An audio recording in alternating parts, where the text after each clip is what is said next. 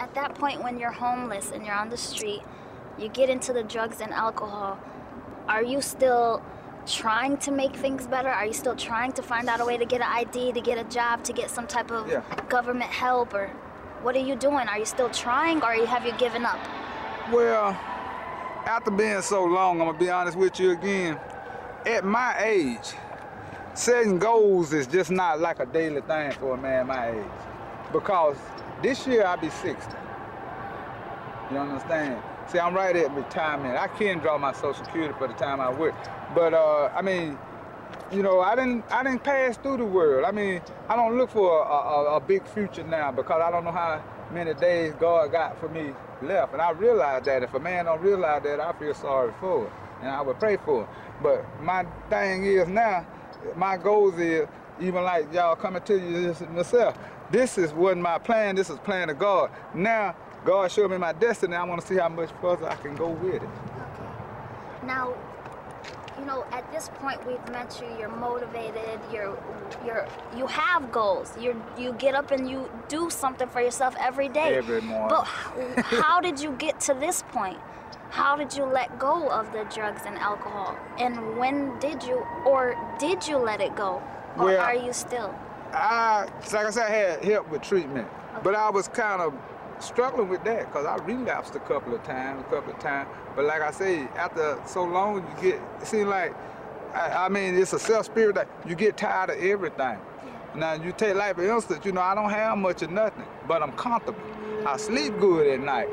And I feel safe because a lot of people couldn't live like I'm living with thinking somebody gonna come and rob and kill them or nothing. Yeah. But I had policemen come through here last night, but they gave me money, food, they see by me, they make sure I'm okay. I mean, I don't plan these things. If I said these goals, they probably would have never happened. You know, but all I do is just get back and let the spirit flow. Whatever out there good for me, I can see it now. These are things like, you know, like I hear the question you ask, but sometimes it's hard to answer because I can't even answer my man. Sometimes things just come, you know, but I just let it take place, even yourself. You know, it's beautiful. But, I know, you know, and it's really by us asking you these kind of questions, it's kind of us just getting to know you better and having a better understanding for your situation, because for us it's so far-fetched. For me, I can honestly say it's far-fetched for me to think about living in this condition. So I want to get into your mindset and how come when I see Mike today, he has a smile on his face. When I see the world and they walk around so angry, Mike, and they have so much more than you. So it makes me ask you, what keeps this smile on your face? You know, and when did you get to a point, because I know every day is not the best day. You know, I know you have your ups and downs, but what keeps you even having this smile? Because for you to have built those relationships with the police officers and all of this, it was a reason. You built some type of, you know, communication with them. And that's for even yourself, Harold, y'all are part of this smile for me every day. You know, and I told him, now I supposed to be over there at Bible study. All those people's over there, they keep smiles on my face. That entire church keep a smile on my face. Wheat Street, keep a smile on my face. God had connected me with these people. You know, it's like I'm in his care. And I realized that, you know, and like I was sharing, I always wanted to do something to help others, but that be my sad part because, like you said, financially and this and, you know, and you have to be in positions. And that made me sad because a lot of times I said nothing I can do, you know, and I'm tired of that giving up. So how long have you been connected to, like, the church? It's been a few years now. A few years? Yeah. And what type of, are there programs or services that they offer you? I'm a member. You're a member? Yeah. Do they offer anything, you know, for homeless, or are there things they building the building back there. It's gonna be Martin Luther King Senior building, and it's gonna be a project of hope. Yeah, and you know, I had once that idea. I said, when that be completed, I wish I can be a part of that. Yeah. So, you know, everything looking good as for. And what about, like, you know, your faith? How long, you know, is that something that you've had your whole life, or was that something that you elevated to? I would say on your second time, something more I elevated to, because after I realized what I went through, you know, that's the only thing I had left that I can deal with my faith and my gratitude and my thankfulness to God, you know, for bringing me through all of this.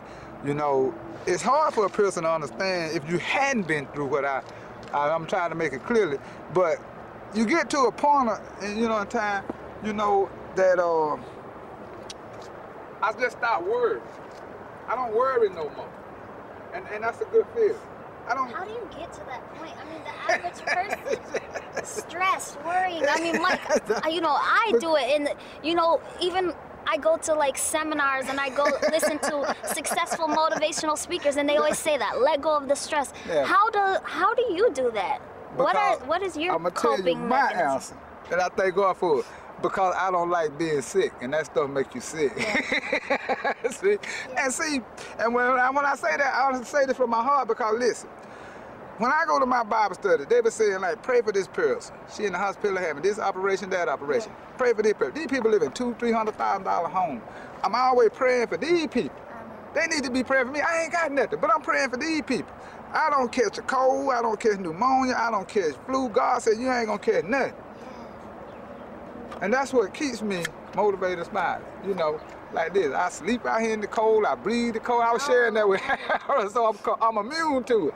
You take me and put me in the house, I might get sick. I don't know. Well, I'm just saying. I mean, but that's part of life. You get, you know, I used to add pets, and I used to take them when they get real freezing cold. I had a St. Bernard, my mother St. Bernard, and we brought him in the house and put him in the house, and he passed. And I never did figure that out.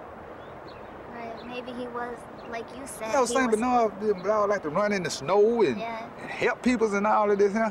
So I got to let it be like it's, like God put it for me. And I learned how to do that in my own age. Because when I was young and thought I was doing okay, thought I was happy, I thought I had my own life. But I don't control. I know now I don't control it. So that's what keeps me motivated and happy. Because I know I'm glad for who's in charge. Because he's doing a better job for me than what I would do. But do you understand that you have faith and God creates it, but you know that you have to take action, which is what you're doing. Yeah. These actions that you're taking, you know, why do you go wash cars? You know, we're in Atlanta where we have the MARTA system. For those people that don't know, you get on the train, every day there's about 5 or 6 people that might stop you and ask you for change. So why don't you do that? Why aren't you on the corner begging with the can? Why aren't you doing that? Why are you washing cars? No, that don't get it for me, because Beautiful Restaurant was over there years ago, and I tried that. Yeah. I asked the guy for some change. He said, man, I'll tell you something. I got 6 daughters, 3 sons to feed. And you asking me for some change to feed them. My wife's sick, and she can't cook for them. Now I got to stop here at Beautiful and spend a lot of money. And I got food in the refrigerator, and can't nobody cook but her, and take it back to the house. And he said, you gonna ask me for some money? And he said, you're a grown man, and you should be taking care of yourself. And from that day to this one, I've been doing what I've been doing, washing cars. I went and got me some soap, tie shine, and rags, and started down there at the bridge by the Municipal Curie Market. And right there, Church's Chicken, when it was in operation. And that's when the precinct was down there. That's how the Atlanta police started working with me. And it went from that point on, and I've been out here washing cars over 15 years now, off and on. And that's how I got connected with the churches and all the peoples I know.